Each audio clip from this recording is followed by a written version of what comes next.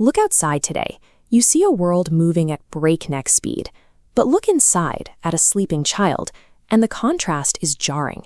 For any parent, that contrast creates a very real dilemma. How do you build a psychological and spiritual foundation for your child that is strong enough to withstand the endless noise of modern distractions?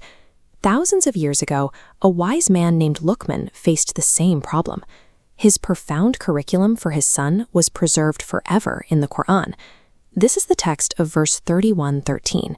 It records Luqman's absolute, non-negotiable first rule for his child, establishing Tawheed. Tawheed is the belief in the indivisible oneness of the Creator. Notice the precise order of operations. Luqman doesn't start by correcting his son's manners or giving him career advice.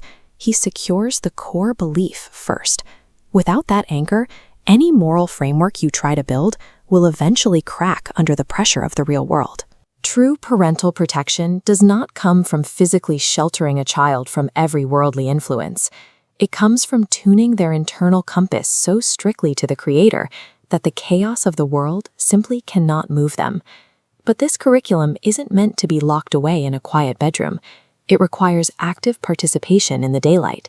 Surah Ar-Rum, the chapter immediately preceding Luqman's advice, treats the entire natural world as an open, divine classroom.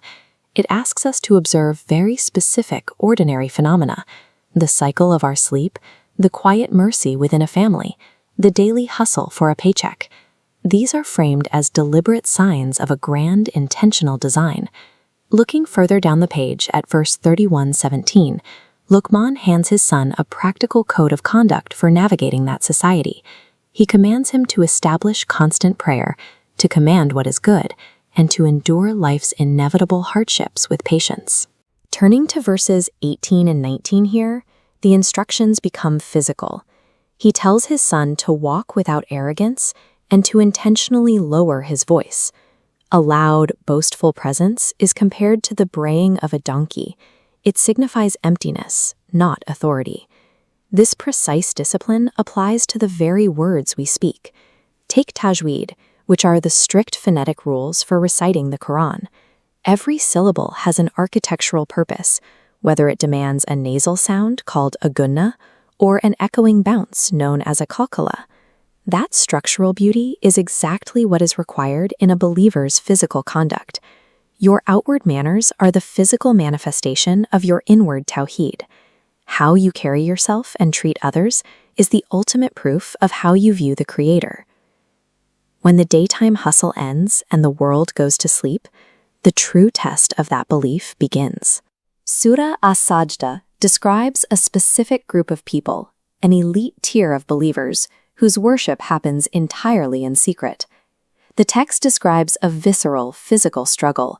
It highlights the literal act of a person's side pulling away from the comfort and warmth of their bed in the dead of night.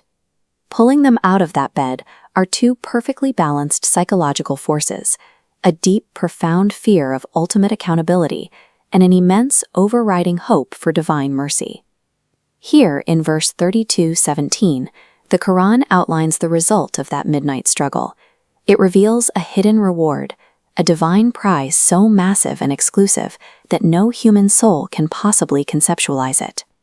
Public daytime actions always carry the risk of performing for an audience, but private sacrifice, giving up your sleep when absolutely no one else is around, yields a significantly higher spiritual currency.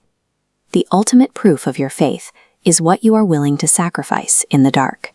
When there is zero social applause, you prove that your only audience is Allah. As dawn approaches, the curriculum shifts to the final, looming reality for every human being: our own mortality and the stark limits of our knowledge.